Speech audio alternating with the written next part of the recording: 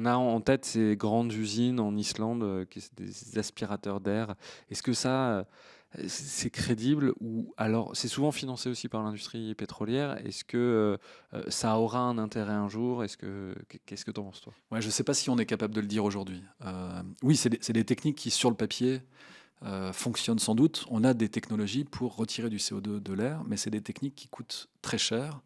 Alors, en termes de financement, mais aussi en termes d'énergie. Et dans la littérature scientifique, dans le débat, il y a beaucoup d'interrogations sur ces méthodes-là, sur leur efficacité, sur leur coût énergétique. Et donc oui, c'est un peu les montagnes russes, il faut y aller, non. Donc je ne suis pas capable de dire si c'est une solution d'avenir.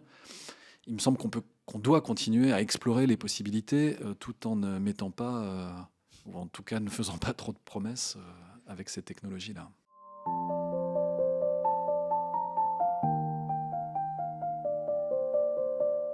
Quand on regarde les rapports scientifiques, donc comme celui du GIEC ou les politiques publiques comme la SNBC ou les rapports comme ceux de l'Agence internationale de l'énergie, on note partout qu'il faut, pour atteindre la neutralité carbone, baisser de manière substantielle d'un facteur 6 nos émissions de CO2.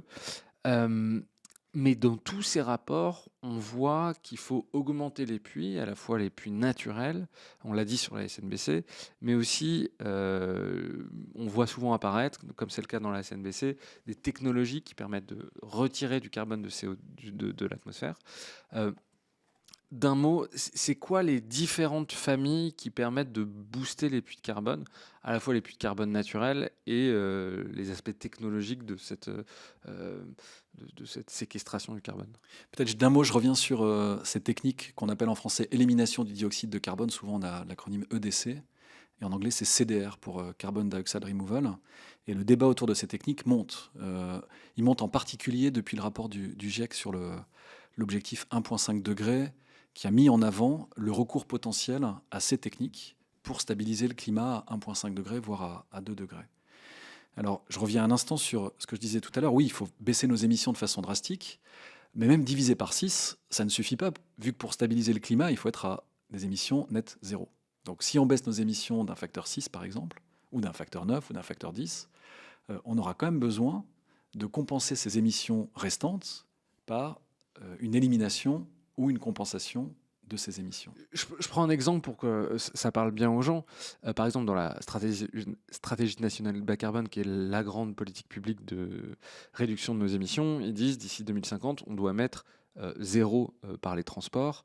En revanche, ça sera impossible pour l'agriculture et un peu aussi pour l'industrie. Il y aura toujours, on aura des vaches, donc il y aura toujours des émissions. Donc ça, faut bien les compenser. Oui, je te Voilà, laisse. c'est l'idée derrière ces techniques CDR, c'est à la fois de compenser potentiellement des secteurs difficiles, voire impossibles à décarboner, et potentiellement aussi, dans certains scénarios, d'atteindre ce qu'on appelle des émissions négatives.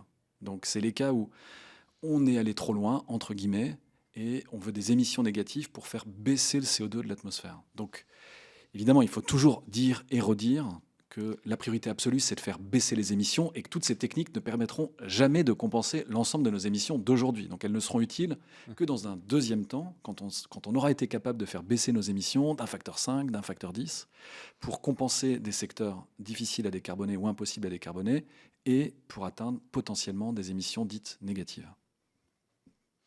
Justement, alors quelles sont les grandes familles qui permettraient soit d'augmenter les puits de carbone naturel, soit de retirer du CO2 de l'atmosphère?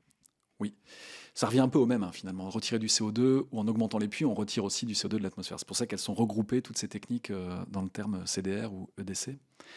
Je dis juste d'un mot que c'est difficile de retirer du CO2 de l'atmosphère parce que le CO2, il est très dilué dans l'atmosphère. C'est des concentrations qui sont toutes petites. Donc c'est compliqué de retirer du CO2 de l'atmosphère. Donc là, par exemple, alors tu diras peut-être le chiffre précis, on est à plus de 420 parties par million. Ça veut dire quoi? Ça veut dire 420 molécules pour 1 million de molécules? C'est ça que ça veut dire? Absolument, en volume, hein. Donc c'est la fraction en volume de l'atmosphère plutôt qu'en nombre. Et donc c'est 0,04% du volume de l'atmosphère. C'est ça.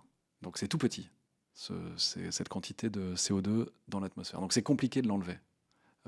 qu'on se base sur des solutions naturelles ou des solutions techniques. C'est vrai que les plantes ont trouvé la photosynthèse et donc elles sont capables d'aller chercher ce CO2. Donc il y a toute une série de techniques, de méthodes qui visent à exploiter les processus naturels comme la photosynthèse pour enlever ce CO2 qui est déjà dans l'atmosphère. Et en fait, c'est des choses qu'on fait déjà, qu'on mentionne dans la stratégie nationale bas carbone, c'est tous les méthodes, par exemple, de forestation, reforestation, afforestation. Ça permet effectivement, quand on a une plante, un arbre qui grandit, on va retirer du CO2 de l'atmosphère et le stocker dans la biomasse ou potentiellement dans le sol. Et donc, à l'échelle de la planète, les chiffres qui sont publiés, c'est qu'aujourd'hui, grâce à l'afforestation et la reforestation, on fait à peu près 2 milliards de tonnes de CO2 par rapport à 40 milliards qu'on émet. Donc, c'est 0,5% si je ne me trompe pas de ces émissions. Donc, c'est significatif, mais c'est petit. Et quand on se projette sur les décennies à venir, on voit bien qu'avec les surfaces disponibles, la compétition pour la terre, les ressources en eau, on ne sera pas capable de compenser 40 milliards de tonnes avec l'afforestation et la reforestation. C'est évidemment bien impossible. Ouais, donc on entend souvent, il suffit de réforester. En fait, ça suffira jamais. Ça ne suffira jamais, oui. Donc, beaucoup ont pensé à d'autres techniques, d'autres méthodes. Donc, je peux mentionner d'autres techniques toujours construites sur l'idée qu'on va exploiter des processus naturels comme la photosynthèse. Donc, on pourrait mixer naturel et technologique. On parle de bioénergie avec capture et stockage du carbone. C'est l'idée, encore une fois, de faire pousser des plantes, de stocker le carbone sous forme de matière organique. Mais pour que ça continue à être efficace, il faut enlever cette matière organique, replanter une nouvelle forêt. Et ce carbone qu'on a fixé, l'idée, c'est finalement de le retransformer sous forme de CO2, peut-être en produisant de l'énergie, et ensuite ce CO2, de l'injecter dans des réservoirs géologiques profonds. Donc ça, c'est la bioénergie avec la capture et le stockage de carbone. Alors on peut imaginer que c'est génial. Non, il y a plein de problèmes. Souvent, quand on fait ça avec des forêts qui sont monospécifiques ou des plantes uniques. Donc c'est pas bon pour la biodiversité, ça consomme beaucoup d'eau, ça consomme beaucoup de terre. Donc il y a aussi beaucoup de problèmes liés à ces techniques de bioénergie avec capture et stockage du carbone. Et puis ça devient une concurrence pour savoir si on fait des terres agricoles ou des forêts pour stocker. Et puis surtout, si on fait de la bioénergie et qu'on la réutilise, le CO2 il repart dans l'atmosphère. Donc c'est vraiment de la bioénergie avec la capture et le stockage du carbone. Donc ça voudrait dire en gros on fait des forêts, on les transforme en CO2 soit liquide soit solide, puis on les remet sous terre. C'est ça en gros. C'est ça, c'est ça. Alors entre-temps, cette biomasse... Faut chauffer très fort. Oui, mais cette biomasse, on peut en profiter aussi pour faire de l'énergie. Donc on aurait une centrale qui pourrait brûler cette biomasse pour fabriquer de l'énergie, et le CO2 en sortie d'usine, il serait capturé et ensuite stocké. Donc là, on a un processus où on a effectivement une consommation nette de CO2 qui vient de l'atmosphère au départ, qui est stocké dans des réservoirs profonds, avec au passage la production potentielle d'énergie. Mais tous les effets délétères, toutes les difficultés dont j'ai parlé tout à l'heure. Ouais. Alors ensuite, certains ont eu l'idée, géniale ou pas, on en discute dans un instant, de se tourner vers l'océan, où il y a aussi de la photosynthèse. On a parlé du plancton, avec peut-être deux arguments qui paraissent sensés, de se dire, ah bah, si on a de la compétition sur les terres entre nourrir la population ou faire de la bioénergie avec capture et stockage du carbone, allons vers l'océan. Et puis en plus, dans l'océan, le plancton, il n'a pas besoin d'eau. Donc il y a moins de problèmes sur les ressources en eau. Et donc cette idée, elle date de la fin des années 80. Et elle vient d'un scientifique américain, d'un océanographe américain qui s'appelait John Martin, qui avait compris que dans une part importante de l'océan, le phytoplancton il est limité par un élément nutritif, le fer, dont il a besoin en toute petite quantité. Et donc il y a eu pas mal d'expériences menées par des scientifiques dans les années 90, début des années 2000, où certains scientifiques ont montré qu'en ajoutant du fer à l'océan, alors sous forme de sulfate de fer, ça fertilisait le plancton, que le plancton consommait du CO2, qu'une partie de ce carbone fixé sous forme de matière organique allait chuter et donc allait être reminéralisé, transformé en CO2 dans l'océan profond et donc soustrait du contact avec l'atmosphère. En fait, c'est une augmentation de l'efficacité de la pompe biologique dont on parlait tout à l'heure. La fertilisation par le fer. Donc, début des années 2000, il y a des startups qui se sont lancées, c'était le nouvel Eldorado. Et puis on s'est rendu compte que c'était sans doute beaucoup moins efficace que ce qu'on imaginait au départ, parce qu'il y a une grande partie de ce carbone fixé par le plancton qui reste en surface. Le CO2 repart dans l'atmosphère à la fin de la saison. On s'est rendu compte évidemment que ça perturbait l'écosystème de façon importante, c'est logique. On perturbe l'écosystème pour qu'il absorbe du CO2. On s'est même rendu compte que dans certaines zones, même si on ajoute du fer, on pourrait se retrouver assez loin de ces zones avec moins de biomasse et donc avec des potentiels déficits sur les stocks de poissons et la pêche.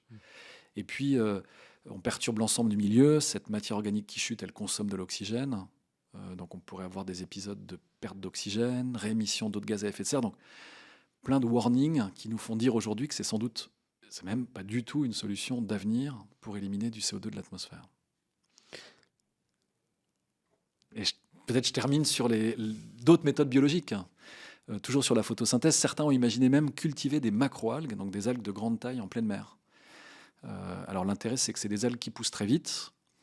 Donc on peut imaginer des fermes, certains imaginent des fermes en pleine mer, dans l'océan ouvert, avec des structures qui pourraient porter des champs de macroalgues. Et une fois qu'on a fixé le CO2 sous forme de matière organique, envoyer de façon artificielle cette matière organique dans le fond. C'est pareil que la fertilisation par le fer, hein. On perturbe l'écosystème, on consomme des éléments nutritifs qui vont manquer ailleurs, on perturbe les écosystèmes profonds parce qu'on envoie de la matière organique et consommation d'oxygène, c'est ça une des conséquences, etc., etc. Donc c'est sans doute aussi une technique qu'il faut éliminer. Et du coup, il y a aussi toute une famille de technologies. Alors, on voit souvent de technologies qui visent à filtrer le CO2 de l'atmosphère, donc la capture directe du CO2. On a en tête ces grandes usines en Islande, qui sont des aspirateurs d'air. Est-ce que ça, c'est crédible ou alors c'est souvent financé aussi par l'industrie pétrolière? Est-ce que ça aura un intérêt un jour? Qu'est-ce que tu en penses, toi? Ouais, je ne sais pas si on est capable de le dire aujourd'hui. Oui, c'est des techniques qui, sur le papier, fonctionnent sans doute. On a des technologies pour retirer du CO2 de l'air, mais c'est des techniques qui coûtent très cher. Alors, en termes de financement, mais aussi en termes d'énergie. C'est pour ça qu'ils ont pensé à l'Islande, où il y a beaucoup d'énergie renouvelable. Et donc, la consommation d'énergie est sans doute moins un problème. Il y a eu... Oui, on voit que ça peut théoriquement fonctionner, enfin même pratiquement fonctionner, même si c'est pas des quantités qui sont gigantesques, à partir d'un principe où c'est une énergie bas carbone en abondance. Voilà, donc il y a d'abord ça. La première limitation, c'est l'énergie bas carbone et l'efficacité de ce procédé qui permet de retirer du CO2. Puis ensuite, il y a la question de ce qu'on fait de ce CO2. Donc en Islande, ils l'injectent en profondeur dans des basaltes.